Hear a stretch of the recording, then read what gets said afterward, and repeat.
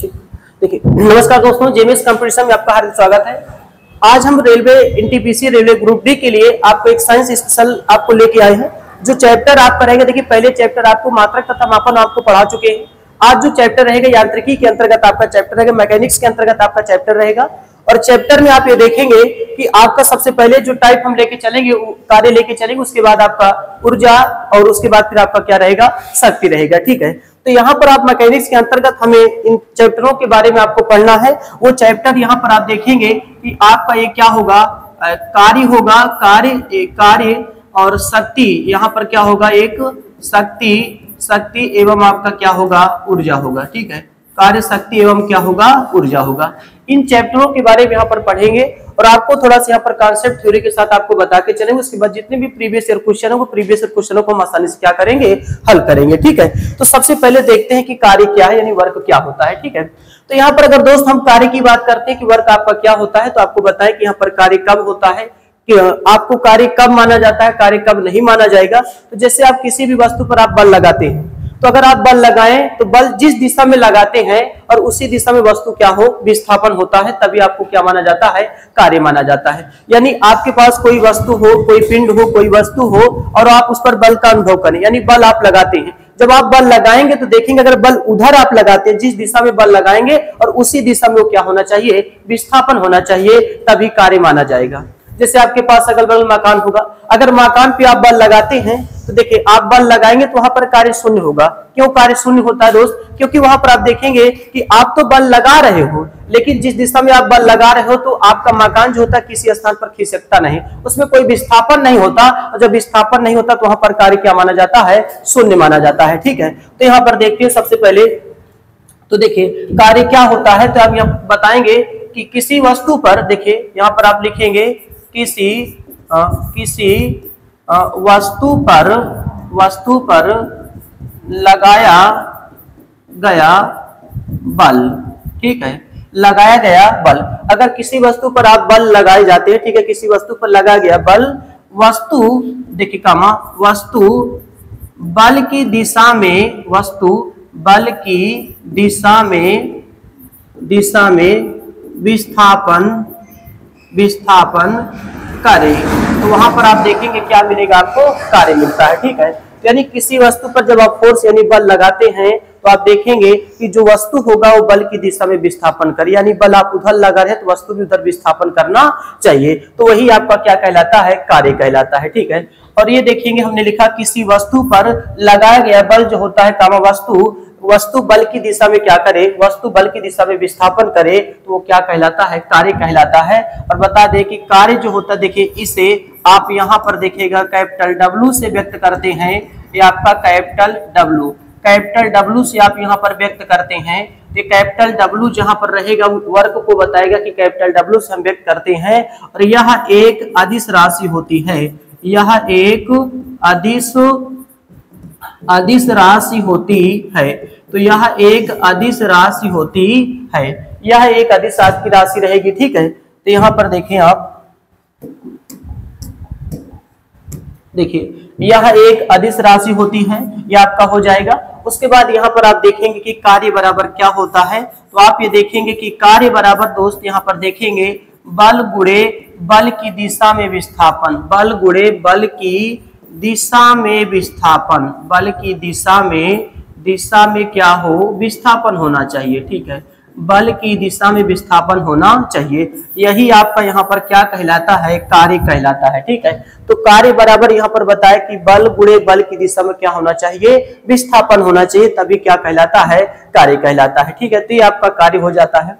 अब यहाँ पर आप देखेंगे कार्य, जैसे मान लेते हैं कि कोई वस्तु हो, कोई वस्तु को आप पकड़ के क्या कर रहे हो, घसीट रहे हो। ठीक है, तो जैसे मान लेते हैं कि आपका कोई एक, यहाँ पर हमने ले लिया, मान लेते हैं कोई सड़क है। ठीक है, और सड़क पर मान लेते हैं कि कोई वस्तु है, देखिए ध्यान से देखिएगा, ये आपका देखिए सड़क है, सड़क पे यहाँ पर कोई क्या है, पिंड है, कोई या कोई क्या है, वस्तु है। ठीक है, मान लेते हैं m द्रव्यमान का कितने वजन का कोई वस्तु होता है। ठीक है, तो इस वस्तु को क्या करते हैं कि आप क्या करेंगे, इसको घसीटेंगे, यानी पकड़ के खींचते हैं। ठीक है, जैसे मान लेते हैं कोई वस्तु आपके सामने हो, ठीक है, और वस्तु को आप पकड़ के बांधिए, और बांधने के पश्चात आप देखेंगे जब सड़क पर वस्तु घसीट के लेके चलते हैं तो आप इस आकार में आप देखेंगे आगे बढ़ते हुए चले जाते हैं। तो उसमें होता क्या है कि वस्तु देखेंगे सड़क पर घिसटता हुआ चलता है, और आप क्या करते हैं, रस्सी की सहायता से बल कहां लगाते हैं, ऊपर की ओर लगाते हैं। तो बल आपका ऊपर लगेगा लेकिन विस्थापन कहां होता है, नीचे होता है। तो यहाँ पर आप देखेंगे कोई m द्रव्यमान का कोई वस्तु होगा, तो यहाँ पर देखेंगे विस्थापन कहां होगा, आगे की ओर होगा, लेकिन एक बल कहां लगेगा, ऊपर की ओर लगेगा। ठीक है, और इनके बीच कुछ न कुछ क्या होता है, एक कोण होता है। कोण हमने यहाँ पर क्या मान लिया, थीटा मान लेते हैं। ठीक है, तो मान लेते देखिएगा कि ये कोई रास्ता है, रास्ते पर कोई एक वस्तु है, और वस्तु का हम क्या कर रहे हैं, उसको रस्सी से बांधकर उसको क्या कर रहे हैं, घसीट रहे हैं। जब घसीटते तो उसको ऐसे पकड़ के नहीं घसीटा जाता। आप क्या करेंगे, जो पिंड आपका रहेगा उस पिंड पर आप देखेंगे वस्तु कोई द्रव्यमान का होगा, और उसको रस्सी से बांध के जब आप पकड़ के इसे घसीटते हैं तो आप देखेंगे बल आपका ऊपर लगता है और विस्थापन कहां लगेगा, नीचे की ओर लगेगा। तो ये विस्थापन और क्या हो जाता है, बल F हो जाता है। ठीक है, अच्छा यहाँ पर थोड़ा सा आपको यहाँ पर बताने की कोशिश करें। सबसे पहले थोड़ा सा यहाँ पर बता दें कि जैसे हमने यहाँ पर बात की है, एक सदिश गुणन की बात की है, थोड़ा सा यहाँ पर चर्चा करें कि सदिश गुणन आपका क्या होता है। ठीक है, सदिश गुणन क्या होता है, देखिए सदिश गुणन आपका लिखा, तो सदिश गुणन में क्या होता है दोस्त, जैसे मान लेते हैं कोई दो वस्तु है। ठीक है, ये कोई दो वस्तु वेक्टर ए और वेक्टर क्या है, बी, और इनके बीच कोण कितना है, थीटा है। मान लेते हैं कि लंबवत n कैप की दिशा कहाँ है, बाहर की ओर है। तो उस दिशा में आप देखिएगा कि आपको vector A cross vector B बराबर आपको क्या मिलेगा, ए बी साइन थीटा। देखिएगा बराबर में आपको क्या मिलेगा, यहाँ पर आप बराबर में ए बी साइन थीटा प्राप्त करेंगे, और साथ में n कैप से आप मल्टीप्लाई कर देते हैं। ठीक है, n कैप ये आपको दिशा को बताता है। ठीक है, ये n कैप क्या बताएगा, दिशा को बताता है। ठीक है, तो यहां से आपने देखा कि vector A cross vector B बराबर A B sine theta dot में n कैप रहेगा। n कैप लंबवत बाहर की ओर आपको दिशा को बताता है, क्योंकि दोस्त ये आपका परिमाण होता है, ये आपका क्या है, परिमाण होता है, और परिमाण, और ये आपको क्या बताता है, दिशा को बताता है। ठीक है, n कैप यहाँ पर दिशा होगा और ए बी साइन थीटा पूरा परिमाण होता है, तो परिमाण और दिशा मिलता है, तभी इसको हम क्या बोलते हैं, सदिश बोलते हैं। और यहाँ पर ये जो लगा है इसको हम क्रॉस बोलते हैं, ये आपका क्या होगा, क्रॉस, और क्रॉस का मतलब यहाँ पर किससे जाना जाता है, सदिश से जाना जाता है। ठीक है, तो जैसे अगर दो वेक्टरों का क्रॉस प्रोडक्ट आप कभी भी कराइएगा, दो वेक्टरों का क्रॉस प्रोडक्ट का मतलब होता है दोस्त सदिश गुणन होता है। अगर दो वेक्टरों का सदिश गुणन कराते हैं तो vector A cross vector B बराबर ए बी साइन थीटा आता है। ए बी साइन थीटा के साथ n कैप आएगा, और यहाँ पर आपने देखा कि n कैप, तो n कैप जो होता है ये आपको लंबवत बाहर की ओर दिशा को बताता है। तो यहाँ पर n कैप दिशा हो जाएगा, ए बी साइन थीटा आपका परिमाण हो जाता है।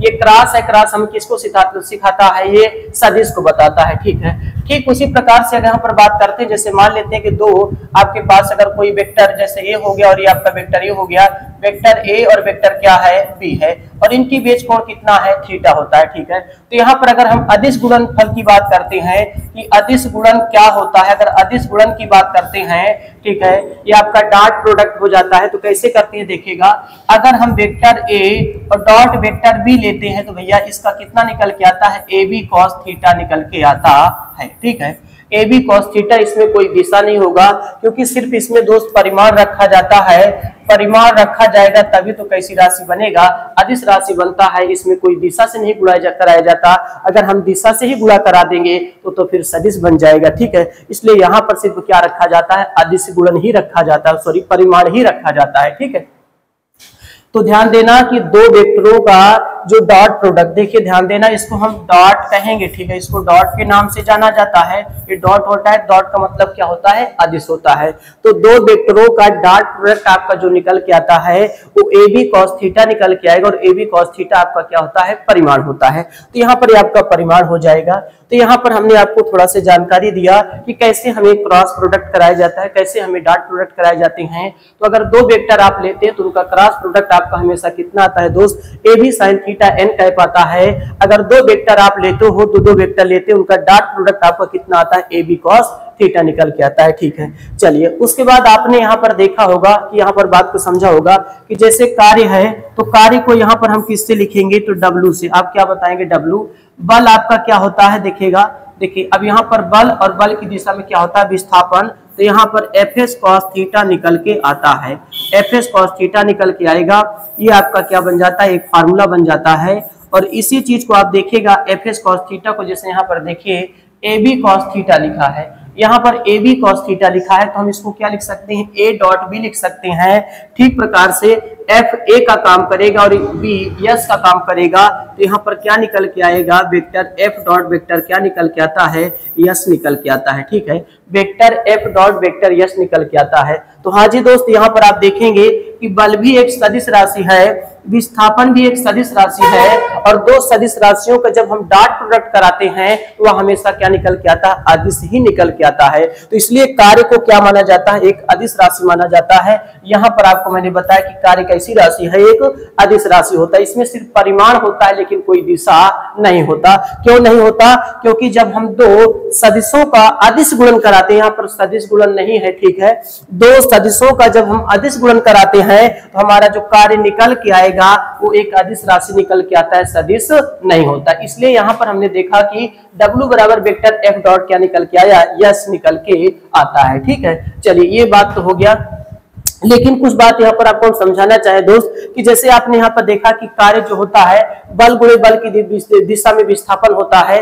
हमने कहा कि हमेशा कार्य कभी माना जाता है जब आप ये देखेंगे कि हम बल लगाएं किसी वस्तु पर और बल की दिशा में विस्थापन हो जाए। कभी कभी कभार आप देखते हैं किसी वस्तु पर जब बल लगाते हैं और लगाने के पश्चात वस्तु इधर उधर चला जाता है और बल की दिशा में वस्तु नहीं जाता, तो आप कहेंगे यार ये तो सारा खराब काम हो गया। ठीक है, वहां पर कोई कार्य नहीं होता, इसलिए वहां पर कार्य क्या माना जाता है, शून्य माना जाता है। जब आप बल लगाएं और बल की दिशा में कोई चीज विस्थापन आगे की ओर बढ़ता है तभी कार्य माना जाता है। और मान लेते जैसे भी मकान की मैंने बात की, मकान पे आप बल तो लगाते हो लेकिन मकान कोई विस्थापन नहीं करता, इसके पास स्थितिज ऊर्जा होता है, ये आपका स्थितिज ऊर्जा होता है, ये अपने स्थान पे ठहरा होता है।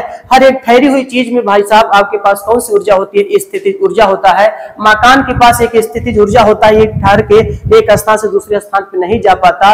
और एक बात बता दें कि कार्य तभी माना जाता है जब कोई विस्थापन करे या बल की दिशा में विस्थापन करे। विस्थापन नहीं करेगा तो बताइए, अगर विस्थापन नहीं करेगा तो यस का मान क्या होगा, जीरो।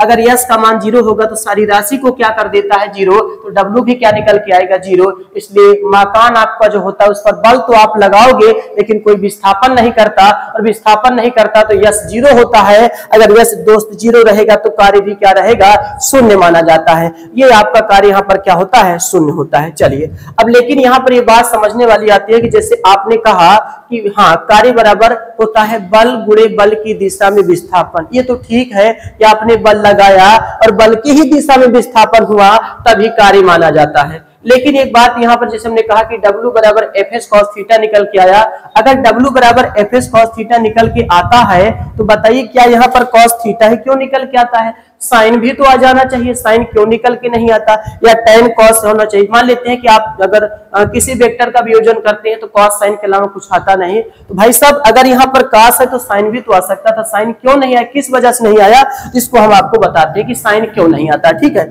जैसे देखिए आपको पता है कि आप किसी वस्तु को बांध के घसीट रहे हो तो रस्सी का बल तो भाई रस्सी पकड़ के आप ऊपर की ओर खींचते हैं, और वस्तु का विस्थापन कहाँ होता है, सड़क पर होता है, तो विस्थापन तो नीचे रहेगा लेकिन आपने उस वस्तु को बांध खींचा है, ठीक है, तो बल तो ऊपर लगा रहे हो, तो बल और विस्थापन के बीच कितना कोण होता है, थीटा कोण होता है। चलिए मान लेते हैं कि एक बल हमें ऊपर की ओर लगता है। हाँ जी, आपको ये पता होना चाहिए जैसे हम यहाँ पर खड़े हैं, अगर यहाँ पर खड़े हैं तो हम बैलेंस क्यों है, देखिए बैलेंस होने का वजह क्या होता है भाई साहब, क्योंकि आपका पता है कि आपका भार भी कहाँ लग रहा है, नीचे की ओर, यानी W बराबर mg कहाँ लग रहा है, नीचे की ओर। ठीक है, आपका द्रव्यमान जिसे गुणा कर दिया तो आपका क्या पता चल जाता है, भार। और आपको पता है कि द्रव्यमान और देखिए और जो भार में अंतर होता है, थोड़ा ही तो अंतर होता है। जैसे कोई मनुष्य होता है, मनुष्य का जो जितना द्रव्यमान, जैसे आप 50 kg के तो आपका ये द्रव्यमान है, उसी में अगर हम 10 से गुणा कर देते तो क्या पता चल जाता है, भार पता चल जाता है। क्योंकि W बराबर यहाँ पर आपके पास क्या होता है, mg होता है।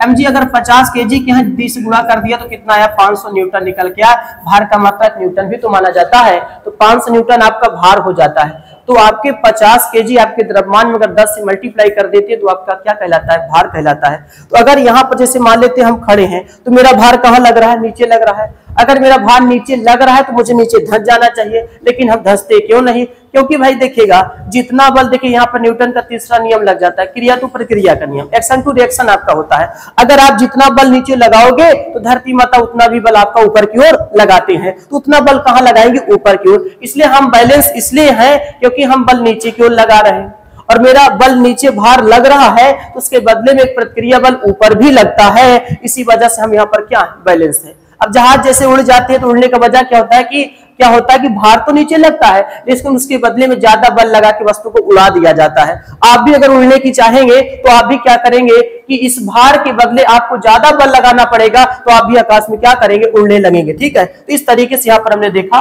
अच्छा, अब जैसे यहाँ पर आपको थोड़ा वेक्टर वियोजन की बात करते हैं। भाई वेक्टर वियोजन की यहाँ पर बात आ जाता है, क्योंकि यहाँ पर दो सदिश मेरे पास आ जाते हैं और दो सदिशों का परिणामी क्या होता है? एफ होता है। अगर इनका वेक्टर वियोजन किया जाए तो वेक्टर वियोजन किस तरीके से करेंगे? देखिए, अगर इनका वेक्टर वियोजन किया जाए तो वेक्टर वियोजन कैसे होगा? जैसे देखिए, अगर यहाँ पर आपसे कहें दोस्त, जैसे मान लेते हैं कि ये मेरे पास और ये मेरे पास है, और यहाँ पर मान लेते हैं कि परिणामी मेरे पास क्या है? आर। जैसे दो, देखिए दो सदिश है, मान लेते हैं वेक्टर ए और वेक्टर क्या है? बी है। दो सदिश मेरे पास है और इन दोनों का मुखिया कौन है? कैपिटल आर है। मुखिया जो कहेगा दोनों क्या करेंगे? मानेंगे। ठीक है, चलिए मान लेते हैं कि मुखिया ने एक बार इनके साथ अपना कोण बनाया थीटा। ठीक है, बनाया। मुख्य मतलब यहाँ पर परिणामी आपका रहेगा, तो ये परिणामी ने इनके साथ अपना कोण बनाया। जब इनके साथ अपना कोण बना तो दोस्त यहाँ पर क्या निकल के आता है? आर cos थीटा निकल के आता है। और जिसके साथ नहीं बनाता उसके साथ क्या निकल के आता है? आर sin थीटा निकल के आता है। तो ध्यान दीजिएगा कि परिणामी जिसके साथ झुकेगा उसी के साथ cos थीटा आता है, जिसके साथ नहीं झुकेगा उसके साथ क्या आता है? sin थीटा निकल के आता है। ठीक है, तो यानी परिणामी भुजा, ये आपका कैपिटल आर क्या है? परिणामी। यहाँ पर कैपिटल आर के स्थान पे कुछ भी हो सकता है दोस्त। ठीक है, आप जो इच्छा करो वो मान सकते हो, तो वो मानेंगे तो चीज यहाँ जैसे यहाँ पर ए मानेंगे तो ए cos थीटा, हाँ cos थीटा तो रहेगा, लेकिन जो परिणामी मानेंगे वो चीज यहाँ पर लिखा जाएगा। अगर आपने आर माना है तो आर cos थीटा निकल के आएगा। और अब देखिए, आपने देखा कि परिणामी इस भुजा के साथ झुका है और इसके साथ पास में भी तो है, और पास का मतलब क्या निकल के आता है? कास निकल के आता है। तो यहाँ पर क्या निकल के आएगा? आर cos थीटा निकल के आएगा। और ऊपर देखेंगे तो आर क्या होता है? sin थीटा होता है। तो परिणामी भुजा जिसके साथ अपना कोण बनाता है उसके साथ cos थीटा देगा, जिसके साथ नहीं बनाता उसके साथ क्या देता है? sin थीटा देता है। तो यहाँ पर आर cos थीटा और क्या होता है? R sin theta. जैसे यहाँ पर और देखिए, जैसे मान लेते हैं कि ये परिणामी भैया आर है, अब कि इन्होंने कोण इसके साथ बना दिया। अगर कोण इसके साथ बना दिया तो आपको पता है कि परिणामी भुजा जिसके साथ अपना कोण बनाएगा दोस्त उसके साथ हमेशा क्या देगा? आर cos थीटा देगा, और जिसके साथ नहीं बनाएगा उसके साथ क्या देगा? sin theta. ये नहीं कि क्षैतिज हमेशा cos देता है, ऊर्ध्वाधर हमेशा sin देता है, ऐसा कुछ नहीं होता। परिणामी भुजा तय करता है कि मैं किसके साथ झुक रहा हूं, जिसके साथ झुकेगा उसी के साथ cos जाता है, तो आर cos थीटा हो जाएगा, और जिसके साथ नहीं झुकता उसके साथ क्या हो जाएगा? आर sin थीटा हो जाता है। तो यहां से तो वेक्टर वियोजन हो जाता है कि दो सदिशों का कैसे वेक्टर वियोजन किया जाता है। ये हमने आपको वेक्टर वियोजन का तरीका आपको क्या करा दोस्त? समझा दिया। अब चलिए यहाँ पर आप बताइएगा, अगर यहाँ पर बात की जाती है तो आपको पता है कि ये बल है, ये आपका क्या है? बल है। और बल देखिएगा, ये आपका बल की दिशा में क्या है? विस्थापन, कोई दिक्कत नहीं है। लेकिन जब अगर इनका वेक्टर वियोजन करते हैं तो एफ वाला इस भुजा के साथ झुका है दोस्त, तो क्या निकल के आएगा? एफ cos थीटा निकल के आता है। और बताइए इसके साथ नहीं झुका तो ये क्या निकल के आएगा? एफ sin थीटा निकल के आता है। तो आप यहाँ पर ये देख रहे हैं कि जो परिणामी बल एफ है भैया, वो क्या कर रहा है? इसके साथ इस भुजा के साथ, देखिए जिधर विस्थापन हो रहा था वस्तु उधर अपना कोण बना रहा था, इसलिए इधर एफ cos थीटा निकल के आता है, और जिधर नहीं बना रहा तो उसके साथ क्या निकल के आता है? एफ sin थीटा निकल के आता है। चलिए थोड़ा सा यहाँ पर आगे और समझिए, आप देखिएगा। देखें, अब जैसे यहाँ पर आपको बताएं कि आपका, चलिए हमारा ये कहना था कि यहाँ पर cos ही क्यों आया, क्यों sin नहीं आया, तो जरा यहाँ पर आपको समझाते हैं। बताइए भैया, कार्य बराबर क्या होता है? बल गुणे बल की दिशा में विस्थापन। चलिए देखा हमने, कार्य को मैंने W लिखा, हाँ जी लिखा, ठीक है। यहाँ पर क्या है? बल, हाँ बल है, चलिए लिखा। तो अब आपको पता है कि बल लगे और बल की दिशा में ही विस्थापन हो, तो आप यहाँ पर देखिएगा ये विस्थापन क्या है? यस। और उसकी दिशा में क्या हो? देखिए बल क्या लगा है? F cos थीटा लगा है। चलिए तो बल हो गया F cos थीटा। अब बताइए बल की दिशा में क्या होना चाहिए, विस्थापन होना चाहिए। तो बल की दिशा में विस्थापन कितना हुआ है, यस हुआ है। तो यहां से आपने देखा कि W बराबर Fs cos थीटा निकल के आता है, W बराबर Fs cos थीटा निकल के आएगा। तो यहाँ पर cos थीटा आ जाता है। चलिए अब यहाँ पर अगर इनकी बात करते हैं तो W बराबर, चलिए बल कितना लगा, तो आप कहेंगे साहब F sin थीटा लगा। बल कितना लगा, F sin थीटा लगा। लेकिन आपसे कोई पूछ ले भैया कि बताइए ऊर्ध्वाधर में विस्थापन कहाँ हुआ। अब आप बताइए, मान लेते कोई वस्तु बांध के आप लेके चले जा रहे हो, तो अगर बांध के लेके चले तो क्या वस्तु उछलता रहता है क्या, ऊपर उड़ता रहता है क्या? तो ऊपर कहां से उड़ेगा, जब ऊपर उड़ेगा नहीं तो कोई विस्थापन नहीं होगा। तो ऊपर की दिशा में दोस्त कोई विस्थापन नहीं होता। विस्थापन क्या माना जाता है, शून्य माना जाता है। इसलिए बताइए अगर जीरो का किसी राशि में गुणा कराते हैं तो क्या निकल के आता है, जीरो ही निकल के आएगा। तो यहाँ पर कार्य क्या हो जाता है, शून्य हो जाता है। यानी जब कोई वस्तु को बांध के आप लेके जा रहे हो तो ऊर्ध्वाधर दिशा में कोई कार्य नहीं होता। क्यों नहीं होता, आपने देखा कि उसमें कोई विस्थापन नहीं होता, और विस्थापन शून्य होता है तो W का मान क्या हो जाता है, शून्य हो जाता है। इसलिए आप यहाँ पर आज से जान लीजिए कि हम जब यहाँ पर करते हैं, फार्मूला बनाते हैं कार्य बराबर, तो Fs cos थीटा ही निकल के आता है, Fs sin थीटा नहीं आता। यही वजह होता है क्योंकि ऊर्ध्वाधर दिशा में कोई विस्थापन नहीं होता। इस वजह से यहाँ पर कार्य क्या माना जाता है दोस्त, शून्य माना जाता है। ठीक है, तो ये पूरी कार्य की आपकी प्रक्रिया हो जाती है कि कार्य को कैसे देखेंगे, कैसे विस्थापन देखेंगे। कुछ कंडीशन होते हैं, कुछ शर्तें होते हैं, उन शर्तों को यहाँ पर हम जरा समझाने की कोशिश करेंगे। ठीक है, तो यहाँ पर चलिए समझाते हैं। देखिए सबसे पहले अगर यहाँ पर देखिए कंडीशन की बात करें, उन शर्तों की बात करें, तो यहाँ पर देखिए अगर हम यहाँ पर कुछ शर्तों की बात करते हैं, देखिएगा शर्त यानी क्या रहेगा, कंडीशंस रहेगा। ठीक है, शर्त यानी आपका एक कंडीशंस होते हैं। कंडीशन भी बड़ा महत्वपूर्ण है भैया, इनको समझिएगा। कंडीशन नंबर क्या होता है, एक।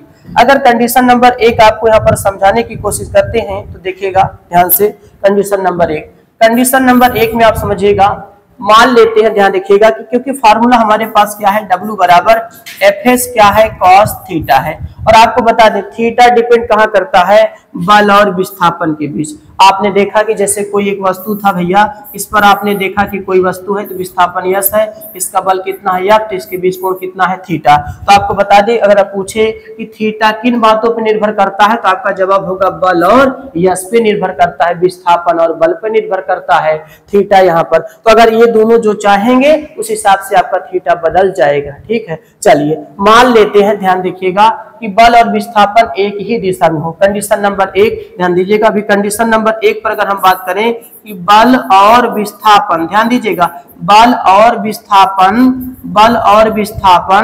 एक ही दिशा में हो, बल और विस्थापन एक ही दिशा में हो, तो आप बताइए उस समय थीटा बराबर क्या होता है, जीरो। अब बताइएगा मान लेते हैं विस्थापन है और विस्थापन के आगे ही दोस्त हम बल लगा दें, तो बताइए दोनों एक ही दिशा में है। जब दोनों एक दिशा में होते हैं तो वहां पर थीटा बराबर कितना कोण बनता है, आप कहेंगे 0 अंश बनता है। तो बल और विस्थापन एक ही दिशा में हो, उस स्थिति में थीटा बराबर क्या होता है, 0। अब यहाँ पर आप रख के देखिए तो W बराबर Fs, और देखिए W बराबर, ध्यान दीजिएगा कि W बराबर दोस्त यहाँ पर देखिएगा कि आपके पास Fs और cos कितना आता है, 0 आता है। और आपको बता दें cos 0 अंश का मान +1 होता है, और cos के लिए सबसे बड़ा मान +1 माना जाता है और छोटा मान क्या माना जाता है, -1 माना जाता है। तो अगर cos फार्मूला में हो और थीटा बराबर आप 0 रख देते हो तो वहां पर W मैक्सिमम आपको लगा के बताना पड़ता है। ठीक है, तो यहाँ पर W के साथ हम क्या लगा देते हैं, मैक्सिमम लगा देते हैं, और cos 0 का मान कितना होता है, 1 होता है। तो यहाँ W मैक्सिमम की जो वैल्यू निकल के आता है वो Fs निकल के आएगा, यानी कार्य भैया अधिकतम होगा। कार्य कैसा होगा, अधिकतम होगा। तो अधिकतम होगा, कार्य यहाँ पर कैसा होगा, अधिकतम होगा। तो आपसे प्रश्न अगर पूछा जाता है भैया बताओ कार्य अधिकतम कब होगा, तो ध्यान देना कि बल की दिशा में क्या हो, विस्थापन हो। अगर बल की दिशा में विस्थापन होता है तो वहां थीटा बराबर किसका प्रयोग करते हैं, 0 अंश का प्रयोग किया जाता है, क्योंकि बल भी उधर विस्थापन भी उधर। अगर कोई चीज एक दिशा में होता है दोस्त तो वहां पर थीटा बराबर कितना प्रयोग करते हैं, 0 अंश। तो आप वहां पर cos 0 रखेंगे थीटा के स्थान पे, cos 0 का मान कितना होता है, 1, तो W मैक्सिमम बराबर कितना Fs। क्यों, क्योंकि cos देखिए जब फार्मूला में अगर cos रहे और आप थीटा कितना रखते हो 0, तो cos 0 का मान 1 आता है। और आप बताइए cos के लिए सबसे बड़ा मान क्या माना जाता है, +1, और सबसे छोटा मान -1 माना जाता है। तो बताइए cos के लिए सबसे बड़ा मान आया ना, सबसे बड़ा मान है तो यहाँ पर क्या लगाएंगे, मैक्सिमम लगाते हैं। अच्छा यही साइन होता तो वहां पर अगर थीटा 90 रखते तो साइन 90 का मान +1 होता है। तो साइन के लिए सबसे बड़ा मान कब आता है, जब 90 रखते हैं तब,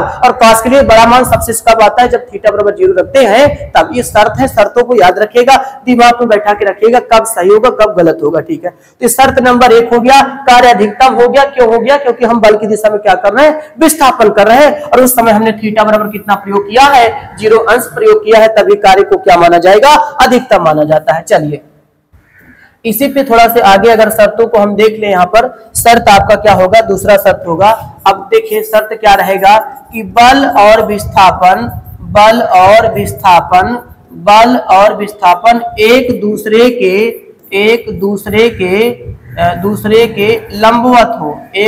के लंबवत हो, बल और विस्थापन एक दूसरे के क्या हो, लंबवत हो। जब बल और विस्थापन एक दूसरे के लंबवत होता है तो उस दौरान आप ध्यान दीजिएगा, आपको पता है थीटा बराबर कितना रखा जाता है, 0 रखा जाता है, थीटा बराबर 0 रखा जाता है। चलिए देखते हैं, सूत्र में रखेंगे W बराबर FS होता है, और cos यहाँ पर क्या रखा जाएगा 90, और cos 90 का मान भैया क्या होता है 0, तो W बराबर क्या होता है 0 होता है, W बराबर क्या होगा 0 होता है, ठीक है। तो बल और विस्थापन यानी बल देखिएगा, आपका कोई पिंड ये था, अब बताइए कोई पिंड है, ठीक है, विस्थापन तो इधर है लेकिन बल कहाँ लग रहा है, ऊपर। इनके बीच थीटा बराबर कितना लिया गया, 90 लिया गया, तो इनके बीच यहाँ पर कार्य क्या माना जाता है भैया, आप कहेंगे शून्य माना जाता है, ठीक है। अब जैसे आपको पता है कि स्टेशनों पे जो कुली होते हैं, ठीक है, तो कुली क्या करता है देखिएगा, आपको ध्यान दीजिएगा कि आपका अच्छा जैसे कोई मनुष्य से आप कार्य कराते हैं तो कार्य कब माना जाएगा कब नहीं माना जाएगा, तो यहाँ पर आपको समझाना चाहे। जैसे कोई कुली होता है स्टेशन पे, ठीक है, वो बैग लेके एक स्थान से दूसरे स्थान तक जाता है तो दोस्तों कोई कार्य नहीं करता। अब आप कहेंगे कार्य क्यों नहीं करता, क्योंकि देखिए आपको यहाँ पर बताएं, क्योंकि आपको पता है कि जब कोई वस्तु उठाया जाता है तो सर पे रख लेगा, सर पे रखा तो देखिए वस्तु तो क्या है ऊपर, ठीक है, तो भार यानी बल कहाँ लग रहा है ऊपर, और विस्थापन कहाँ कर रहा है नीचे, तो विस्थापन पैरों से नीचे करेगा, बल कहाँ लग रहा है ऊपर, तो F और S के बीच में कितना कोण बन गया, आप कहेंगे 90 का कोण बन गया, तो उस समय कोई कार्य नहीं करता। अब जैसे आपके घर में कोई मजदूर आता है, काम करने के लिए आता है, तो आप उसको दिन भर गिट्टी ढुआइए और देखेंगे आप क्या करेगा, कोई शाम को बताइए उसका कोई कार्य नहीं होता। कार्य क्यों नहीं होता, क्योंकि पता है कि उसको सर पे आपने तसला रख दिया, और तसला रख के एक स्थान से दूसरे स्थान पे जाता है, वहां पर कार्य नहीं किया। क्यों, क्योंकि फिजिक्स आपकी यही तो कहती है। देखिए बल ऊपर है, आपने देखा कि भार हमने ऊपर रखा है, और विस्थापन चल के हम कहाँ रहे, नीचे जा रहे हैं, तो यस और यफ के बीच में कितना कोण बना, आप कहेंगे 90 बना, तो कोई कार्य नहीं होता।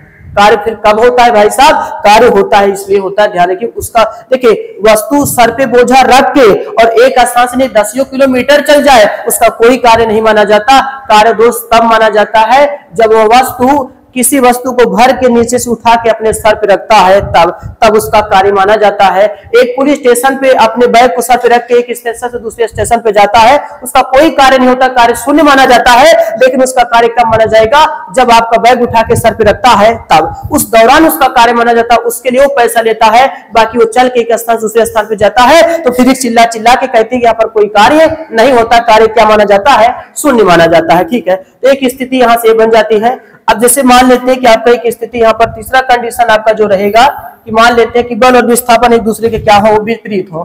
तीसरा शर्त में चलेंगे कि बल और विस्थापन, ध्यान दीजिएगा, बल और विस्थापन एक दूसरे के विपरीत हो, एक दूसरे के क्या हो, विपरीत हो। एक दूसरे के क्या होना चाहिए, विपरीत। कैसे, जैसे मान लेते हैं कि आपका कोई रास्ता है, इस पर कोई वस्तु है, विस्थापन इधर और बल दोस्त कहाँ लग रहा है, इधर, यानी बल इधर विस्थापन उधर। तो देखेंगे कार्य कितना होता है। तो आपको पता होना चाहिए कि जब हम कार्य की वैल्यू यहाँ पे निकालते हैं तो आपको पता हो कि भैया W बराबर क्या होता है, आप कहेंगे साहब FS cos थीटा होता है। आप बताइए कि W बराबर एफएस और थीटा की वैल्यू कितना रखोगे। आपको पता है कि विपरीत है तो थीटा बराबर कितना रखा जाता है, 180 रखा जाता है। तो कास कितना रखा जाएगा, 180 रखा जाता है। चलिए कास 180 का मान हम निकाल के आपको दिखा देते हैं।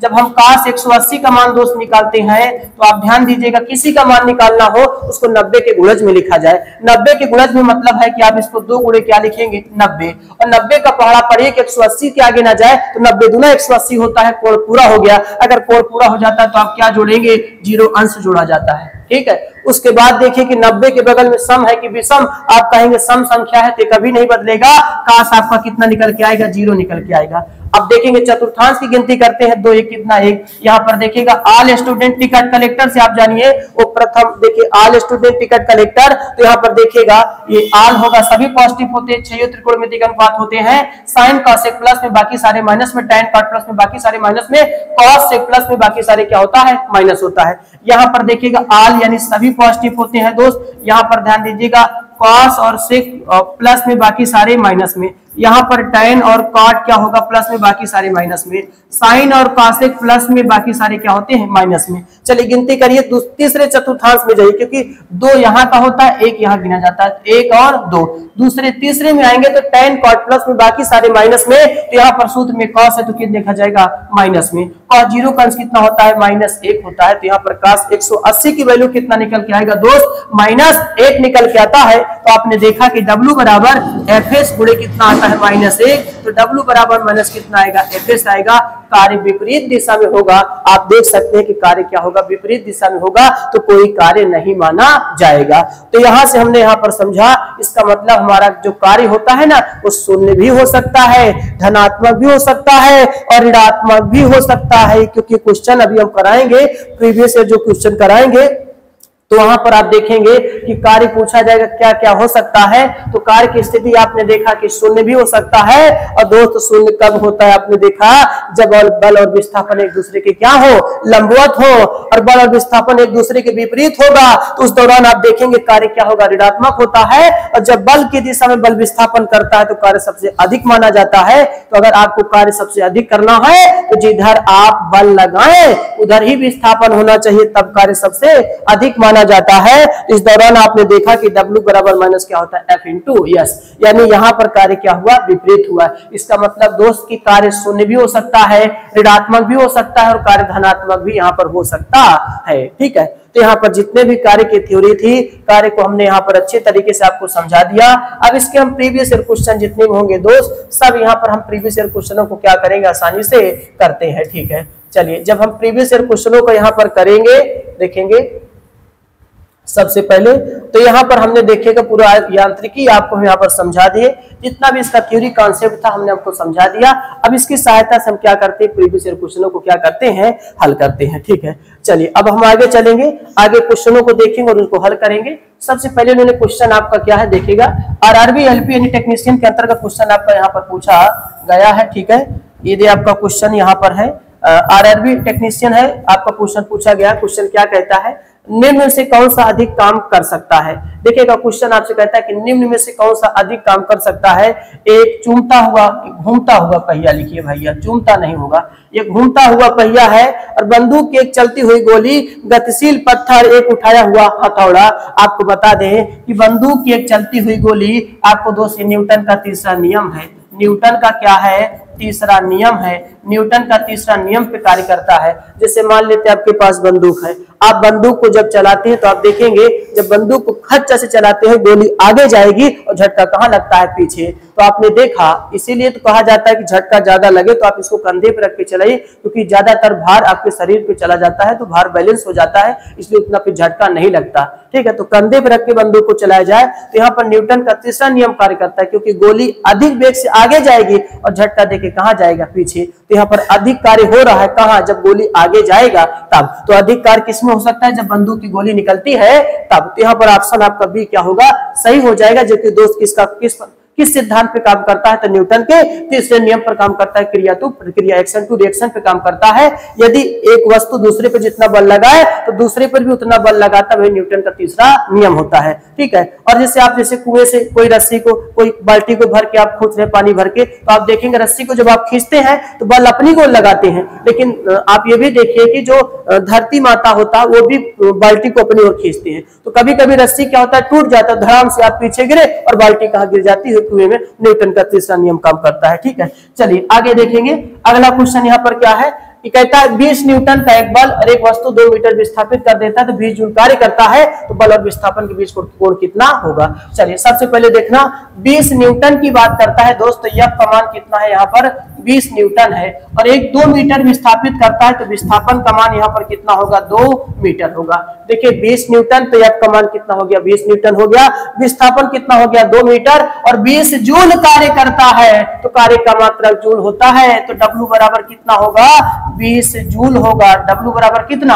20 जूल होगा। चलिए अब देखते हैं, हमें पता है कि W बराबर Fs cos थीटा भी होता है। W बराबर Fs cos थीटा होता है, तो W का मान क्या करेंगे? W का मान यहाँ पर कितना है? 20 हो जाएगा, और F का मान कितना है? 20 हो जाएगा, और S का मान कितना है? 2 cos थीटा आप रहने दीजिए। तो देखिए आपको पता है कि 20 आप रहने दें, और 20 गुना कितना होता है दोस्तों? आप कहेंगे 40 होता है, cos थीटा रहने दें। cos थीटा को अगर आप रोकते हैं तो 40 कहाँ जाएगा? बटे में, तो 20 बटा कितना? 40, 20 से कम 20, 20 गुना कितना होगा? 40। तो बताइए cos थीटा बराबर कितना निकल के आए? 1/2। तो यहाँ पर कहेंगे, अब बताइए cos के रूप में कितने अंश का मान होता है? 1/2। तो आप कहेंगे cos 60 अंश का मान होता है। अब बताइए cos से cos निगलेक्ट मान लेंगे तो थीटा बराबर कितना आएगा? 60 अंश आएगा। तो पहला ऑप्शन क्या होगा? सही होगा। यानी बल और विस्थापन के बीच कोण कितना बनता है? 60 अंश का कोण यहाँ पर क्या करेगा? बनता है, ठीक है। तो बल और विस्थापन के बीच कोण कितना बनेगा? 60 अंश का कोण यहाँ पर बनता है, ठीक है। तो सबसे पहले मैंने देखा कि F 20 न्यूटन है, F 20 न्यूटन है, और विस्थापन 2 मीटर होगा, और W आपके पास कितना आएगा? 20 जूल आएगा, ठीक है। तो W 20 जूल तो आपका निकल के आएगा। उसके बाद यहाँ पर हम W बराबर कितना आता है? Fs cos थीटा निकल के आएगा। फिर हम देखेंगे कि बल की वैल्यू कितना है? 20 है, विस्थापन की वैल्यू कितना रखेंगे? 2, और यहाँ पर एक cos थीटा, तो 20 गुना कितना होता है? 40। तो 40 कहाँ जाएगा? बटे में। हमारे पास ये देखेंगे कि 20 बटा कितना हो जाएगा? 40 हो जाएगा। आप काट देंगे तो 1 बटा कितना निकल के आएगा? 2। अब यहाँ पर ये ढूंढने वाली बात होती है कि भैया इधर cos है तो उधर cos है ढूंढिएगा, नहीं तो sin tan ढूंढेंगे तो कभी जिंदगी में नहीं मिलेगा। अगर cos है तो cos के रूप में ढूंढिएगा, तो cos कितने अंश का मान होता है? 60 अंश का मान होता है। तो cos से cos निगलेक्ट मान लेंगे, थीटा बराबर कितना आएगा? 60 अंश आएगा, ठीक है। तो इस तरीके से हम आपको न्यूमेरिकल से भी कराएंगे, जितना भी थ्योरी का कॉन्सेप्ट होगा उनको भी कराएंगे, ठीक है। तो ये क्वेश्चन आपका जो आंसर निकल के कितना निकल के आता है? 60 अंश निकल के आता है, ठीक है। चलिए अब हम आगे क्वेश्चनों पे चलेंगे। आगे जो क्वेश्चन होगा देखेंगे क्या आपका निकल के यहाँ पर आता है, ठीक है। चलिए अगला क्वेश्चन है, देखिएगा बड़ा अच्छा क्वेश्चन है। एक पोर्टर जमीन से 12 केजी सामान उठाता है। अब देखिए वही बात आ गई, अभी मैंने बताया कि जब व्यक्ति जमीन से कोई चीज उठा के सर पे रखेगा तभी दोस्त कार्य माना जाता है। देखिएगा यहाँ पर आप ध्यान देना कि एक पोर्टर जमीन से 12 केजी सामान उठाता है और उसे जमीन से 1.5 मीटर ऊपर अपने सिर पर रखता है। सामान पर उसके द्वारा किए गए कार्य की गणना कीजिए। अब बताइए, अब आपको पता है कि कब कोई चीज अगर नीचे से उठा के ऊपर रख दिया जाता है तो भैया वह स्थिति ऊर्जा में बदल जाता है। तो यहाँ पर ध्यान देना, ये स्मॉल जी का मान है, कैपिटल जी नहीं, गधा गलत किया है। देखेंगे अब यहाँ पर W बराबर यहाँ पर क्या करेंगे? mg करेंगे। अब यहाँ से देखें कि आपका भार कितना है। देखिएगा आपसे ये 12 केजी की बात कर रहा है, तो यहाँ पर द्रव्यमान कितना हो जाएगा? 12 केजी हो जाएगा। और वहां पर देखेंगे विस्थापन कितना होगा? 1.5 मीटर होगा। चलिए रखेंगे mgh लगाते हैं, mgh लगाते हैं। विस्थापन मतलब भैया आप नीचे से कोई चीज ऊपर ले जाते हैं ना, तो यश किस में बदल जाता है? h में बदल जाता है, ठीक है। चलिए तो 12 केजी सामान उठाता है, यानी द्रव्यमान उठाया, यम का मान 12 केजी हो गया। आप नीचे से ऊपर लेके जा रहे हैं, ऊंचाई पे जा रहे हैं। देखिए जमीन पे चलते हैं तो विस्थापन होता है, लेकिन अगर ऊपर जा रहे हैं तो यश किस में बदल जाता है? यच में। तो यच का मान कितना होगा? 1.5 मीटर होगा और स्मॉल जी का मान तो आपका दिया है, रखेंगे W कितना पता चलेगा। तो M का मान भैया कितना है 12 है, G का मान कितना है 10 है और S का मान कितना है 1.5। तो आपको पता है कि एक 0 से एक दशमलव खत्म हो जाएगा, 12 गुणे 15 आएगा। तो यहाँ पर 12 15 में 180 जूल होता है, 180 जूल आएगा। तो यहाँ पर ऑप्शन कौन सही होगा, 180 जूल निकल के आता है। ठीक है, तो हमने कहा सबसे पहले आप ये सवाल को खूब अच्छे से पढ़ेंगे और आपने देखा कि द्रव्यमान का मान कितना है 12 kg है। ठीक है, आपने कोई वस्तु उठाया, आपका द्रव्यमान 12 kg है और आपने देखा कि इतनी ऊंचाई पे लेके जाते हैं तो यह 1.5 मीटर होगा। तो अब आपको बता दें, कोई वस्तु नीचे से उठा के जब ऊपर ले जाके रख देते हैं तो उसके देखिए उठ के तो जा रहा है तो गतिज ऊर्जा में है, लेकिन जाके रख उठता है तो उसमें किस में बदल जाता है, स्थितिज ऊर्जा में। तो W बराबर mgh हो जाता है। उसके बाद आप रख के हल करेंगे, W बराबर 180 जूल आएगा। चलिए अगला क्वेश्चन देखेंगे। एक हवाई जहाज 4000 मीटर की दूरी तय करता है, 4000 मीटर की दूरी तय करता है भैया, तो किसका मान है? तो आप कहेंगे साहब यश का मान है। यश का मान कितना है? 4000 मीटर है और किया गया कार्य कितना है? 20000 जूल है। तो W का मान कितना हो जाएगा? आप कहेंगे 20000 जूल है। कितना है? 20000 जूल है। तो लागू किया गया बल ज्ञात कीजिए। तो आपको पता है कि देखिएगा कि W बराबर यहाँ पर देखेंगे, देखिए कितना बल ज्ञात करना है। तो यहाँ पर W बराबर F गुणे क्या होता है? यश होता है। और W की वैल्यू कितना रखेंगे? आपने कहा कि 20000 रखा जाए, हमें तो बल ज्ञात करना है और यश का मान कितना है? 4000। 3 0 से 3 0 कट गया और 4 5 20 दोस्तों, F बराबर कितना निकल के आता है? 5 न्यूटन निकल के आएगा। तो F का मान कितना आएगा? 5 न्यूटन आता है। तो जो हम बल लगाएंगे वह बल कितना निकल के आएगा? 5 न्यूटन निकल के आएगा। तो यहाँ पर देखा कि विस्थापन कितना है? 4000 मीटर है। कार्य कितना किया? 20000 जूल का कार्य किया। तो W बराबर Fs लगा देते हैं और W का मान 20000, F ज्ञात करना था, यह 4000 काट देंगे तो F बराबर कितना आएगा? 5 न्यूटन निकल के आएगा। चलिए अगला क्वेश्चन देखेंगे। जमीन के ऊपर एक बिंदु पर किसी वस्तु की गुरुत्वीय स्थिति ऊर्जा को डैश डैश में किए गए कार्यों के रूप में परिभाषित किया जाता है। इसे गुरुत्वाकर्षण के विपरीत जमीन से ऊपर बिंदु पर उठाने के लिए, जमीन पर उठाने के लिए किया जाता है। आप बताइए, अगर कोई वस्तु जमीन में रखा है, उसको आप उठा रहे हो तो किसके विरुद्ध उठाते हैं? तो आप कहेंगे गुरुत्वाकर्षण बल के विरुद्ध उठाते हैं। क्योंकि देखिए पृथ्वी माता एक गुरुत्वाकर्षण बल लगाती है, हर वस्तु पर गुरुत्वाकर्षण का बल लगाती है तो हमेशा नीचे की ओर लगाती है, लेकिन आप वस्तु को कहां उठाते हो? ऊपर की ओर। तो आप किसके विरुद्ध उठा रहे हो? तो आप कहेंगे गुरुत्वाकर्षण बल के विरुद्ध उठा रहे हैं। इसलिए यहाँ पर सही कौन होगा? गुरुत्वाकर्षण के विपरीत हम उठा के किसी बिंदु को कहां लेके जाते हैं? ऊपर। ठीक है, चलिए अगला क्वेश्चन है, देखिएगा 1 kg एक वस्तु को 10 मीटर की ऊंचाई तक उठाया जाता है। ठीक है, तो यहाँ पर देखिए द्रव्यमान का मान कितना है? तो आप कहेंगे 1 kg है। और देखिए ऊंचाई का मान कितना है दोस्तों? आप कहेंगे कितना है? 10 मीटर। ऊंचाई 10 मीटर। गुरुत्व बल द्वारा किया गया कार्य होगा। मान लीजिए कि स्मॉल जी का मान, और स्मॉल जी का मान कितना है भैया? 9.8 मीटर पर सेकेंड स्क्वायर है। तो हमें क्या ज्ञात करना है? तो कहेंगे कार्य ज्ञात करना है, क्योंकि हर एक वस्तु को उठा के जब सर पे रख लेंगे स्थितिज ऊर्जा में बदल ही जाता है। तो W बराबर भैया क्या होता है? आप कहेंगे mgh होता है। चलिए M का मान 1 रखा, G का मान 9.8 रखा और H का मान कितना रखा? 10। तो आप कहेंगे कितना आया? 98 जूल आया। ठीक है, तो आप कहेंगे 98 जूल आया और खटाक से इसका आंसर मान के आप बाहर निकल जाएंगे। लेकिन एक बात ये भी समझना, ये गलत है, ये सही नहीं है। आपका जो 98 जूल आया ये गलत है। क्यों गलत है? क्योंकि आपने 1 kg 1 किलोग्राम का कोई वस्तु उठाया और 10 मीटर की ऊंचाई तक आप ले गए, तो गुरुत्व बल द्वारा किया गया कार्य क्या होगा?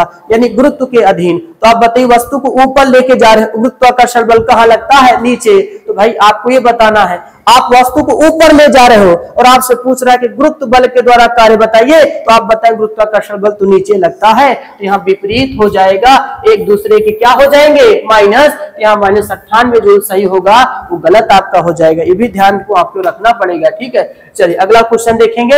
एक कुली जमीन से 20 kg के समान उठाता, अभी मैंने बताया कि देखिए जमीन से अच्छा उठाया तभी काम होगा, अभी ना उठाता सर पे रखा होता तो कार्य ना माना जाता दोस्त। तो W बराबर सॉरी देखिए यहाँ पर देखिए, आप सबसे पहले यहाँ पर देखेंगे कि आपका द्रव्यमान है 20 kg है, तो M बराबर कितना आएगा? 20 किलोग्राम आएगा। और जमीन से 2 मीटर के ऊपर, 2 मीटर के ऊपर ध्यान दीजिए, जमीन से 2 मीटर, विस्थापन कितना है 2 मीटर, सर पे रखता है, सामान पर उसको द्वारा किए गए कार्य की गणना कीजिए, तभी तो कार्य माना जाएगा। अगर चल के रख के सर को चल के कार्य पूछा तो कार्य सीधा सीधा शून्य हो जाता है भैया। और स्मॉल जी का मान कितना है 10 मीटर पर सेकेंड स्क्वायर है। चलिए देखते हैं, सबसे पहले हमें क्या ज्ञात करना है, W ज्ञात करना है। तो W बराबर क्या होता है, तो आप कहेंगे mgh होता है। तो W बराबर बोलिए m की वैल्यू कितना, तो आप कहेंगे 20, G की वैल्यू कितना, तो आप कहेंगे 10, और H की वैल्यू कितना, तो आप कहेंगे कितना 2। तो बताइए W बराबर 20 दाम 2, देखिए 20 दाम 200, 200 दुना कितना होता है 400 जूल होता है। तो कितना आएगा W बराबर 400 जूल आएगा। तो इस तरीके से आपने देखा कि द्रव्यमान 20 kg दिया था, विस्थापन 2 मीटर हुआ, W बराबर mgh था, और आपने देखा कि m का मान 20, G का मान 10, H का मान कितना 2, और इनका मल्टीप्लाई करते हैं तो कार्य कितना माना जाएगा 400 जूल माना जाता है। चलिए, जब कोई वस्तु बल की दिशा में 1 मीटर की दूरी पर 1 न्यूटन के बल द्वारा चलती है तो किए गए कार्य की मात्रा की गणना कीजिए। ठीक है, चलिए देखते हैं। तो बताइए विस्थापन कितना हुआ, तो आप कहेंगे साहब 1 मीटर हुआ, विस्थापन 1 मीटर हुआ। बताइए 1 न्यूटन का बल भी लगा, 1 न्यूटन का बल भी लगा, तो F का मान कितना, तो आप कहेंगे 1 न्यूटन कहेंगे। चलिए, तो W बराबर क्या होता है, Fs होता है। तो यहाँ पर बताइए F का मान कितना 1 न्यूटन, विस्थापन कितना 1 मीटर। तो आपको बता दें कि यहाँ पर देखेगा, अच्छा वहां पर आपको कार्य का मात्रक दिखेगा। देखिए आपको ये भी बता दें कि W बराबर Fs cos थीटा तो हुआ करता था, और इसका मात्रक में अगर पूछा जाता तो मात्रक आप क्या बताते, जूल बताते। लेकिन एक अन्य मात्रक और होता है, क्योंकि बल का मात्रक न्यूटन, विस्थापन का मात्रक क्या होता है मीटर। तो न्यूटन इंटू मीटर भी कार्य का मात्रक होता है भाई साहब, ध्यान दीजिएगा। तो बताइए 1 न्यूटन इंटू मीटर किसके बराबर आ सकता है, 1 जूल के बराबर है, क्योंकि भाई साहब न्यूटन इंटू मीटर भी एक तो जूल का मात्रक होता है। तो यहाँ पर आप देखेंगे कि W बराबर कितना निकल के आएगा, 1 जूल निकल के आता है। ठीक है, तो यहाँ पर कौन सही होगा, 1 जूल सही होगा। ठीक है, चलिए अगला क्वेश्चन, 10 किलोग्राम वजन वाले सूटकेस को उठाकर एक प्लेटफॉर्म पर खड़े यात्रियों द्वारा किया गया कार्य होता है। अब बताइए 10 किलोग्राम, ध्यान देना, अब बड़ी अच्छा क्वेश्चन है। m का मान कितना है 10 kg है, उठाकर प्लेटफॉर्म पर खड़े यात्री द्वारा किया गया कार्य। तो W बराबर आप देखिए किया गया कार्य, चलिए W बराबर नहीं, देखिए W बराबर ही लगेगा, लेकिन W बराबर क्या लगेगा, यहाँ पर Fs लगेगा। W बराबर क्या लगेगा, Fs। बताइए W देखेंगे भाई, देखिए अच्छा यहाँ पर यम की बात कर रहा है, तो आप यहाँ पर एक चीज ध्यान दीजिएगा कि 10 किलोग्राम हम वजन उठाकर, सूटकेस को उठाकर एक प्लेटफॉर्म पर खड़े यात्री द्वारा किया गया कार्य। बताइए, अब आप बताइए कोई वस्तु को उठाकर आप अपने सर पर रखे हैं और आप चल नहीं रहे, कोई विस्थापन नहीं है, विस्थापन आपका शून्य है। तो बताइए विस्थापन शून्य है तो कार्य भी क्या होगा, शून्य होगा। तो यहाँ पर कार्य कितना आएगा, 0 जूल आएगा, क्योंकि कोई विस्थापन नहीं, विस्थापन अगर शून्य है भैया तो कार्य भी आपका क्या माना जाता है, 0 माना जाता है। क्योंकि व्यक्ति अगर चलता, चलता तो आप समझ सकते कुछ कार्य करता, लेकिन चल ही नहीं रहा तो कार्य क्या माना जाएगा, शून्य माना जाता है। ठीक है, चलिए अगला क्वेश्चन देखेंगे। अगला है 40 किलोग्राम द्रव्यमान की वस्तु क्षैतिज दिशा में 5 मीटर प्रति सेकंड की गति से बढ़ रही है, इसकी गति 10 मीटर प्रति सेकंड बढ़ाने के लिए इस पर किया गया कार्य क्या होगा। चलिए देखते हैं। सबसे पहले इन्होंने 4 kg की बात करा है, m बराबर कितना कहा है, 4 kg कहा है। एक वस्तु क्षैतिज दिशा में 5 मीटर प्रति सेकंड की बात करता है, तो v1 बराबर कितना हो जाएगा, 5 मीटर पर क्या हो जाएगा, सेकंड हो जाएगा, से बढ़कर 10 मीटर प्रति सेकंड हो जाता है दोस्त। तो v2 का मान कितना हो जाता है, 10 मीटर पर क्या हो जाता है, सेकंड हो जाता है। बढ़ाने के लिए इस पर कार्य की गणना कीजिए, कार्य की गणना कीजिए। कार्य मतलब अब देखिए कार्य कई प्रकार, कार्य अभी बदल जाए किसमें, गतिज ऊर्जा में बदल जाता है। हमें पता है K बराबर 1/2 यम आपका v2 का स्क्वायर दोस्त माइनस v1 का क्या होगा, स्क्वायर, क्योंकि वही कार्य गतिज काइनेटिक एनर्जी में बदल जाता है, गतिज ऊर्जा में बदल जाता है। तो देखिए 1/2 यम की वैल्यू कितना है, आप कहेंगे साहब 4 है, और v2 का मान कितना है, 10 का स्क्वायर है, और v1 का मान कितना है, 5 का स्क्वायर है। तो यहाँ से K बराबर 1/2, और देखिए अरे 2 क्या, 2 दूना 4 काटिए ना भाई साहब, 2 दूना 4 आपने काट दिया, तो आपने देखा कि K बराबर 2 तो है, 10 दाम 100, पचम कितना होता है 25। तो यहाँ से आपने देखा कि के बराबर आपके पास 2 तो रहेगा और ये 75 रहेगा, बस के बराबर कितना आएगा 150 जूल आता है। के बराबर कितना आएगा 150 जूल। ऑप्शन ए आपका क्या होगा, करेक्ट आंसर निकल के आएगा। ठीक है, तो जब भी कोई ऊर्जा देखेगा या वेग बढ़ता है या घटता है, उस स्थान पे आप देखिएगा कि कार्य काइनेटिक एनर्जी में बदल जाता है, गतिज ऊर्जा में बदल जाता है। वो आपका के बराबर half mv v2 square minus v1 square होगा। हर वैल्यू को आप यहाँ पर पुट करिए, देखिएगा 2 दूना 4 कट जाएगा, 10 धामा 100 पचम 25, 100 में से 25 का कितना बचा 75, 75 दूना कितना होता है 150 जूल होता है। हमारी जो काइनेटिक एनर्जी होता है वो कितना निकल के आता है 150 जूल निकल के आता है। चलिए अगला क्वेश्चन है, देखिएगा 0.1 किलोग्राम वजन के गेंद को स्थिर स्थिति से गिराया जाता है। जब यह 2 मीटर की दूरी से गिरती है, 2 मीटर की दूरी से गिरती है, गुरुत्वाकर्षण बल से लगने वाला कार्य। अच्छा, अब एक चीज ध्यान देना, अब कि हम ऊपर से ही गिरा रहे हैं तो गुरुत्वाकर्षण बल भी नीचे और वस्तु भी नीचे, तो प्लस में लिया जाएगा, माइनस में नहीं लिया जाएगा। ये स्मॉल जी का मान है भैया, स्मॉल जी का मान है। चलिए बताइए m का मान कितना होगा, 0.1 kg हो। ठीक है, उसके बाद विस्थापन कितना हुआ, तो आप कहेंगे साहब देखिए विस्थापन कितना हो गया। ठीक है, देखिए 2 मीटर, तो इसको हम यस में देखिए कितना हो जाएगा 2 मीटर हो जाएगा। तो बताइए कार्य की वैल्यू ज्ञात करना है, तो कार्य बराबर क्या हो जाएगा mgh हो जाएगा, और m का मान 0.1 और g का मान 9.8 और कितना 2। तो बताइए w बराबर देखेंगे, तो यहाँ पर आप देखिए इसको गुणा करिए, पहले गुणा कराएंगे तो आपको पता है कि 0. कितना आएगा 98 आएगा। इनका गुणा 2 अंक के बाद दशमलव लगाएंगे और गुणे 2 होता है, तो W बराबर 2 अठे कितना होता है 16, 2 9 18 कितना होता है 19, 2 अंक के बाद दशमलव लगाएंगे तो 1.96 जूल आएगा। 1.96 जूल पहला ही सही होगा दोस्त। ठीक है, 1. देखिए कितना, देखिए 2 अठे कितना 16, 2 9 18 कितना 19, 2 ही अंक के बाद तो दशमलव लगेगा, तो 1.96 जूल आपका निकल के आएगा। ठीक है, तो अब आप ध्यान देना कि वस्तु नीचे आ रहा है और गुरुत्वाकर्षण बल भी नीचे, इस वजह से यहाँ पर इसको प्लस में लिया जाता। अगर विपरीत कहता तो फिर ये सही हो जाता, फिर ये गलत हो जाता। ठीक है, ये भी आपको ध्यान देना होगा यहाँ पर। ठीक है, चलिए अगला क्वेश्चन है, एक वस्तु पर बल लगने के बावजूद भी किया गया कार्य शून्य है यदि उसका विस्थापन होगा। उसका विस्थापन क्या हो सकता है, शून्य हो सकता है, क्योंकि भाई आप बताओ W बराबर Fs है। बताइए बल लगने के बावजूद, यानी बल है, बल लग, कार्य क्या है शून्य है, तो कार्य शून्य मान लेते हैं, तो यह गुणे यस हो गया, ये 0 बटे में जाएगा तो यस बराबर कितना मिलेगा 0, तो विस्थापन भी क्या रहेगा शून्य। अगर किसी का कार्य अगर शून्य है तो वहां पर लाजमी है कि विस्थापन भी आपका क्या रहेगा शून्य रहेगा। ठीक है, अगला क्वेश्चन है, एक लड़का 120 न्यूटन भार, 120 न्यूटन भार, सबसे बड़ी बात यहाँ ये W का मान है, W का मान कितना 120 न्यूटन है। एक बक्से को 2 मीटर की ऊंचाई तक उठाता है, तो यस का मान कितना है 2 मीटर होगा। यस का मान 2 मीटर, उसके द्वारा किया गया कार्य क्या होगा, तो हम जानते हैं W बराबर क्या होता है mgs, तो W बराबर, अच्छा mg का मान टोटल कितना है 120 है और g का मान 2, तो यहाँ पर 12 दूनी 24, 200 कितना आएगा 40 जूल आएगा। 240 जूल आपका ऑप्शन क्या होगा, सी करेक्ट आंसर निकल के आएगा। ठीक है, तो यहाँ पर देखिए एक लड़का 120 न्यूटन भार, ये पूरा भार है और भार हमारे पास W बराबर पूरा mg होता है। ठीक है, ये भार पूरा mg का मान दिया है ना, यानी W का मान दिया है, W 120 न्यूटन होगा और ऊंचाई कितना होगा 2 मीटर होगा, और W बराबर mgh होता है, mg की वैल्यू 120 होगा, g की वैल्यू 200 कितना 120 गुना 240, 240 जूल आपका निकल के यहाँ पर आएगा। ठीक है, अगला क्वेश्चन देखेंगे, कार्य करने की क्षमता क्या कहलाती है, तो आप कहेंगे क्या कहलाती है, तो आप कहेंगे ऊर्जा कहलाती है। कार्य करने की क्षमता को हम क्या कहते हैं, ऊर्जा कहते हैं। ठीक है, और यहाँ पर देखिए कार्य करने की क्षमता आपकी ऊर्जा हो जाती है। यह आपका दाब है, P से लिखा जाता है, क्षेत्रफल देखिए दाब यानी P से हो जाएगा F बटा क्या होता है A होता है, बल है, बल को F से लिखा जाता है, M इंटू क्या होता है A होता है, शक्ति है P से लिखा जाता है, W बटे क्या होता है T होता है। कार्य करने की दर को शक्ति कहा जाता है, लेकिन कार्य करने की क्षमता को ऊर्जा कहा जाता है। यहाँ पर कार्य करने की दर पूछा जाता तो शक्ति का नाम लेते और कार्य करने की क्षमता को क्या कहते हैं, ऊर्जा कहा जाता है।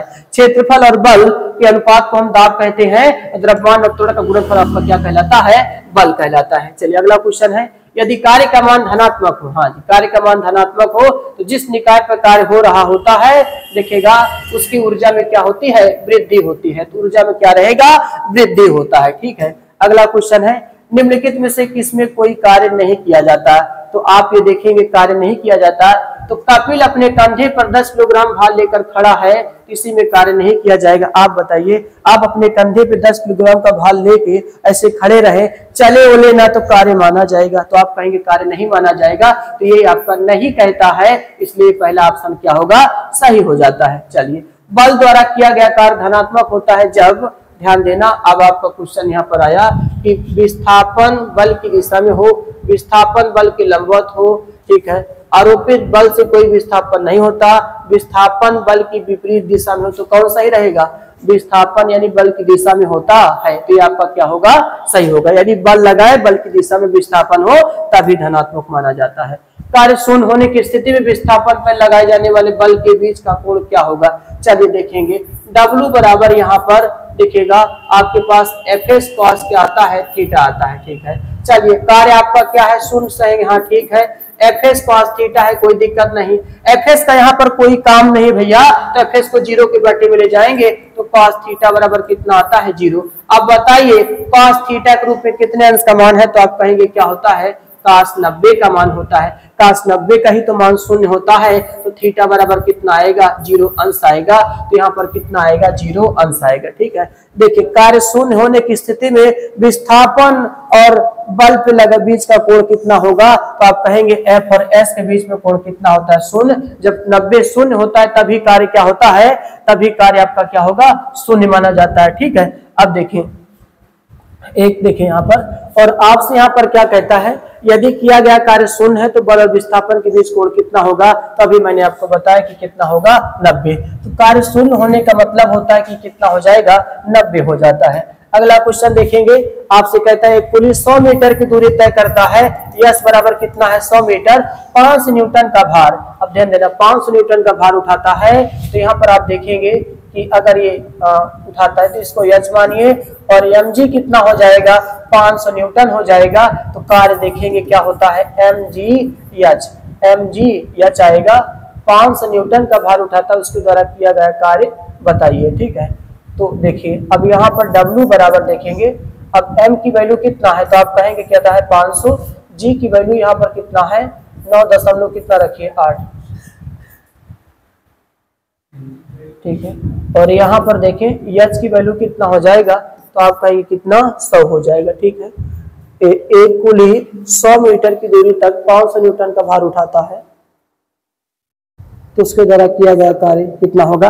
अरे शून्य होगा, पूरा फालतू परेशान करता है। देखिए, इसका कार्य क्या होगा? शून्य, क्योंकि देखिए यहाँ पर आपको बता रहे हैं, ध्यान से देखिएगा, आपको इसका कैसे लगाना है यहाँ पर हम बता रहे हैं। देखिए, ये भी आप मिटाइए, अरे सिम दरवाजा चल। देखिए, ये आपका W बराबर आपके पास Fs cos कितना होगा? थीटा होगा। तो भाई साहब यहाँ पर देखिए, चलिए बल तो मान लेते हैं कि 500 न्यूटन का, चलिए F का मान है, किसका मान है? F का। 500 न्यूटन, विस्थापन 100 हुआ, लेकिन बताइए कि अगर कोई वस्तु देखिएगा 100 मीटर की दूरी तय करता है 5 न्यूटन, आप 5 न्यूटन का भार ले लें, और भार लेने के पश्चात 100 मीटर आप चलिए, तो वहां पर आपका भाई बल देखिए, वस्तु ऊपर सर के रखे हैं और विस्थापन नीचे, तो कोण कितना होगा? 90 होगा। और cos 90 का मान क्या होता है? शून्य। तो कार्य यहाँ भी क्या होगा? शून्य होगा। तो कार्य क्या माना जाएगा दोस्तों? शून्य माना जाता है, ठीक है। अगला क्वेश्चन देखेंगे, निम्न में से किस मामले में कोई कार्य नहीं होता? तो आपका जवाब क्या होगा? देखिएगा, एक पवन चक्की, एक गधा अपनी पीठ पर वजन लेकर चल रहा है। एक गधा जब अपनी पीठ पर वजन लेकर चल रहा है, तो बताइए W बराबर Fs cos कितना होता है? थीटा। और जब गधा अपने पीठ पर लेकर चलता है तो थीटा कितना होता है? 90। भाई गधा है, चल रहा है, पैरों से चल रहा है, ऊपर वजन रखा है, तो उसके और उसके बीच में विस्थापन थीटा कितना होगा? 90। तो यहाँ पर आप देखेंगे Fs cos कितना होगा? 90, और cos 90 का मान क्या होता है? 0। तो कार्य क्या होगा दोस्त? शून्य होगा, ठीक है। तो इसलिए गधा लेकर चल रहा है, तो कार्य नहीं माना जाएगा, ठीक है। अगला क्वेश्चन है, 20 न्यूटन का बल किसी वस्तु पर कार्य कर रहा है, वस्तु की बल की दिशा में 4 मीटर के विस्थापन विस्थापित है, तो किया गया कार्य बताइए। अब यहाँ पर देखिए कि F का मान कितना है? 20 न्यूटन है, और विस्थापन कितना है? 4 मीटर है। W बराबर Fs होगा। तो W बराबर आप देखेंगे 20 गुणे 4, तो 20 गुणे 4 तो कितना होगा, 20 चौक 80 न्यूटन आता है। तो 20 चौक 80 न्यूटन आपका क्या होगा, सही। देखिए बल का मान 20 न्यूटन है दोस्त, ठीक है। विस्थापन 4 मीटर है, तो F गुणे S, तो 20 चौक कितना होगा, 80 न्यूटन निकल के आता है। अगला क्वेश्चन है, एक मजदूर भूमि से 15 केजी का सामान लेता है और देखिएगा 1 मीटर ऊपर अपने सिर पर रखता है, तो देखिएगा आपको पता है कि m का मान कितना हो जाएगा, 15 केजी हो जाएगा और विस्थापन कितना होगा, 1 मीटर होगा, सिर पर रखा है। उसके द्वारा सामान पर किए गए कार्य की गणना कीजिए। तो आपको पता है कि W बराबर यहाँ पर देखेंगे, देखिएगा ये आपका क्या होगा, mg कितना होगा, h होगा, इसको h लेके चलिए। तो यहाँ पर m का मान 15, g का मान कितना होगा, 10 होगा और h का मान कितना 1, तो 15 का हमारा कितना होगा, 150 जूल होगा, ठीक है। ये आपका 150 कितना आएगा, जूल आएगा, ठीक है। तो ये दोस्त यहाँ पर हमने आपको पूरा, यानी ये आपका देखिए, तो यहाँ पर ये आपका कितना हो जाएगा, 150 जूल हो जाएगा। तो आप पहले 15 केजी लेंगे, फिर आपका एच कितना हो जाएगा, 1 मीटर। तो W बराबर mgh यहाँ पे रखेंगे, तो 15 गुणे 10 गुणे 1, तो कितना आएगा, 150 जूल निकल के आता है। चलिए, कार्य होता है यदि, देखिएगा यदि उस पर क्या लगेगा, बल लगेगा, तब तभी का क्या माना जाएगा, कार्य होता है यदि डैश डैश उस पर क्या लगेगा, बल लगेगा तब, ठीक है। अगला है, जब विस्थापन प्रयुक्त बल की दिशा के लंबवत हो तो बल द्वारा किया गया कार्य क्या होता है, शून्य माना जाता है, ठीक है। तो यहाँ पर आपका जो कार्य होगा वो क्या होगा, शून्य माना जाता है, ठीक है। तो दोस्त यहाँ पर आज हमने देखा कि आपका जो कार्य और मैकेनिक्स के अंतर्गत जो कार्य था, देखिए कार्य के बाद अभी आपको जो क्वेश्चन, अभी 25 क्वेश्चन लगभग और आपका होगा, देखिएगा 27 हो चुका है, कुछ क्वेश्चन और आपके होंगे, 27-30 क्वेश्चन और अभी कराएंगे कार्य के अंतर्गत। जितने प्रीवियस क्वेश्चन होंगे सभी को हल कराएंगे, ठीक है। और साथ साथ में आपने देखा कि यहाँ पर हमने थ्योरी कॉन्सेप्ट के साथ आपको पूरी तरीके से यहाँ पर बताया, ठीक है। तो आगे जो क्लास देखिएगा होगा वो कल हम आपको बताएंगे, ठीक है। आज की क्लास दोस्त यहीं तक रखते हैं, ठीक है। जय हिंद, जय भारत।